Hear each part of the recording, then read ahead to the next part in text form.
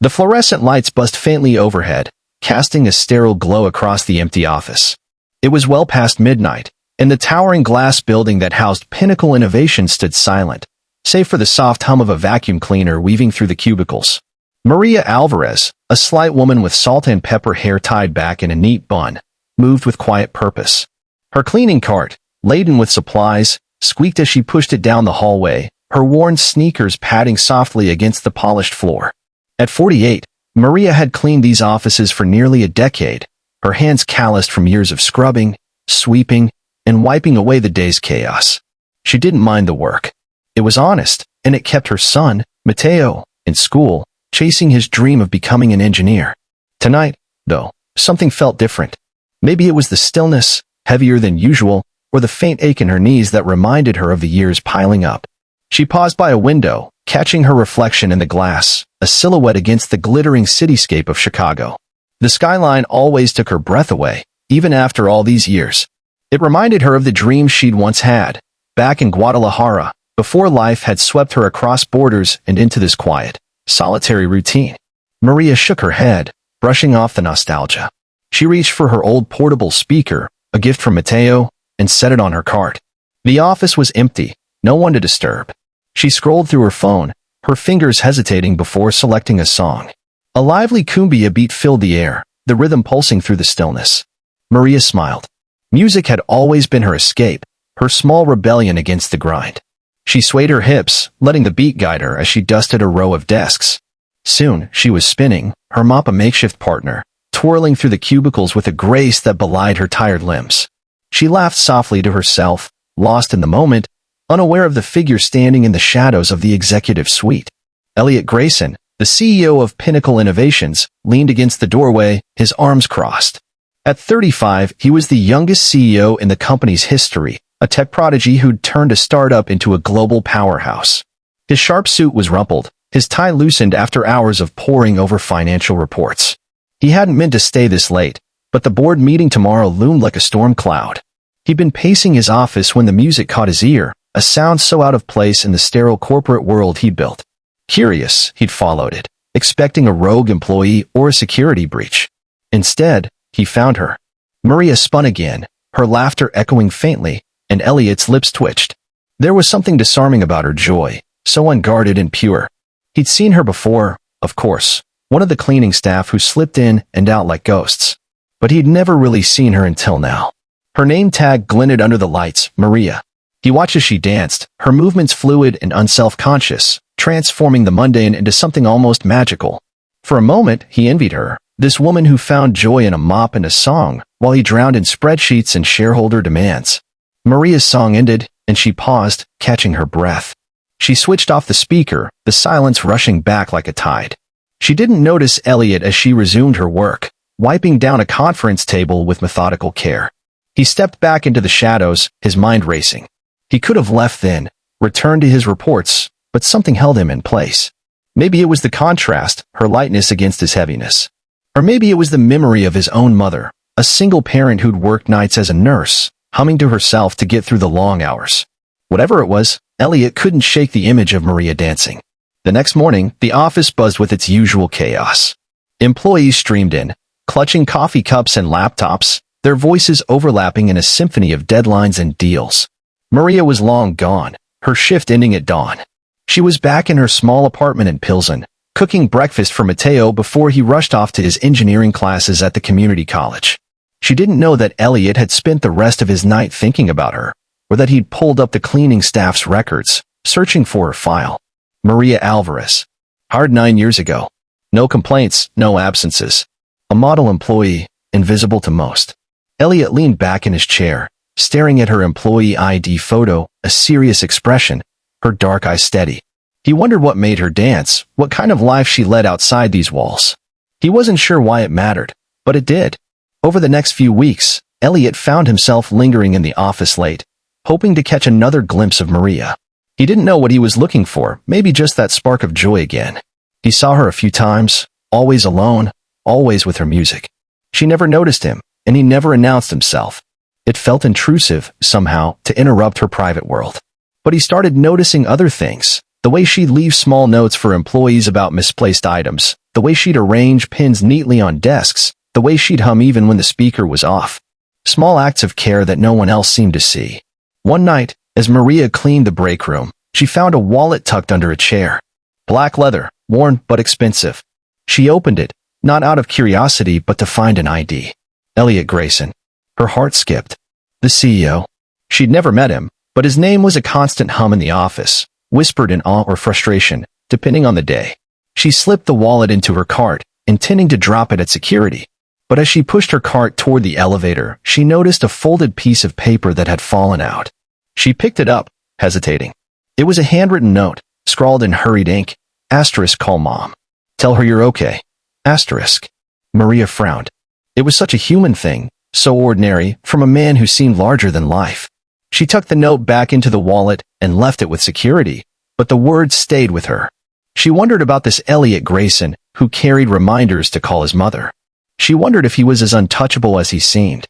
Elliot found the wallet on his desk the next morning, the note still inside. Security mentioned a cleaner had turned it in Maria. He felt a pang of something he couldn't name. Gratitude, maybe, or curiosity deepening into something more. He started asking around, discreetly. The facilities manager spoke highly of Maria. She's the best we've got. Never complains, always goes the extra mile. A few employees mentioned her kindness, how she'd once stayed late to help a stressed intern find a lost report, how she'd brought homemade tamales for the night staff during the holidays.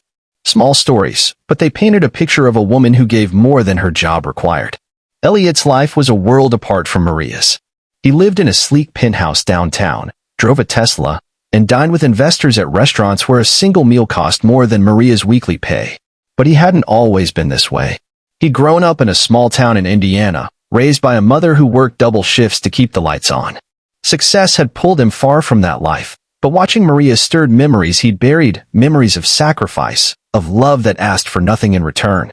One evening, as Maria cleaned the executive floor, her phone buzzed.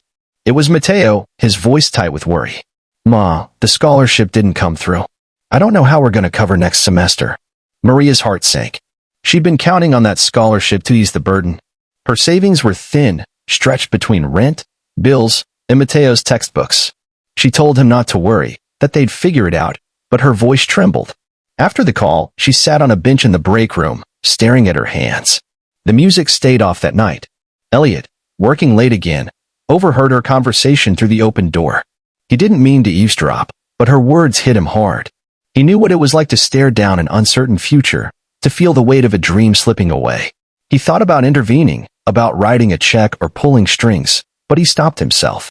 Maria didn't seem like someone who'd want charity. She had pride, the kind that shone through her work, her dancing. Instead, he did something small. He left a note on her cart the next night. Anonymous. Asterisk, you make this place brighter. Thank you.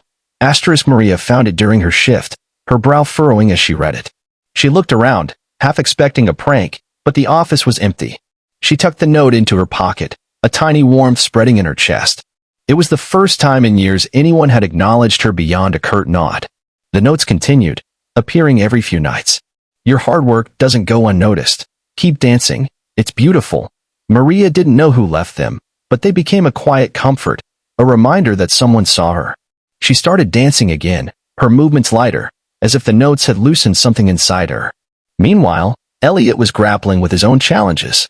The board was pushing for layoffs to boost profits, a move he'd resisted for months. Pinnacle was thriving, but the pressure to optimize was relentless. He spent sleepless nights weighing numbers against names, profits against people. Maria's file was on the list, her role deemed replaceable by the consultants. The thought made his stomach twist. She wasn't just a name on a spreadsheet. She was the woman who danced, who turned in wallets, who left notes for others without expecting anything back. One night, as Maria cleaned the boardroom, she found a stack of papers left behind after a meeting. She didn't mean to read them, but a bolded word caught her eye: layoffs. Her breath caught as she scanned the page. Her name was there, along with dozens of others, janitors, assistants, entry-level staff. The document outlined cost-saving measures, cold and clinical. Maria's hand shook as she set the papers back in place. She thought of Mateo, of the tuition due, of the life she'd built on this job. She didn't cry, she wasn't the type, but her steps were heavier as she finished her shift. Elliot, working late again, saw her leave the boardroom. Her face was composed, but her eyes were distant, and he knew she'd seen the document. Guilt gnawed at him. He hadn't made the final call yet, but the board was leaning hard. He wanted to say something, to explain, but how could he? He was the CEO, the one with power, and she was Maria, the cleaning lady who danced. The next day, Elliot called an emergency meeting with the board. He argued passionately, citing employee morale, loyalty, the human cost. The board pushed back, but Elliot was relentless. He proposed an alternative, a voluntary pay cut for executives, himself included, to preserve jobs. It was a risky move, one that could have cost him his position, but he thought of Maria, of her notes, of the way she moved through the world with quiet dignity. The board relented, grudgingly agreeing to his plan. Maria didn't know any of this. She went to work that night expecting the worst, bracing for a pink slip. Instead, she found another note on her card. Asterisk, you're staying. We need you. Asterisk, her breath hitched. She looked around, as if the writer might step out of the shadows, but the office was quiet. She clutched the note, her eyes stinging. For the first time in weeks, she turned on her music, letting the cumbia fill the air as she danced, tears mingling with her laughter. The following week, Elliot made a decision. He created a scholarship fund for employees' families, funded by his own bonus. The first recipient was Mateo Alvarez, whose application, submitted anonymously by a concerned colleague, highlighted his academic promise and financial need. When Maria got the news, she collapsed into a chair, sobbing with relief. Mateo hugged her, promising to make her proud, unaware of the quiet figure watching from a distance. Elliot never told Maria he was the one leaving the notes, or that he'd fought for her job, or that he'd funded her son's scholarship. He didn't need to. Watching her dance again, seeing the light return to her eyes, was enough. But Maria, in her own way, gave something back. One night, she left a note on his desk, slipped under a stack of reports. Asterisk, thank you, whoever you are. You've made a difference. Asterisk. The office didn't change much after that. The fluorescent lights still buzzed, the deadlines still loomed, and Maria still cleaned. But something shifted, subtle but real. Employees started noticing her more, offering smiles or small talk.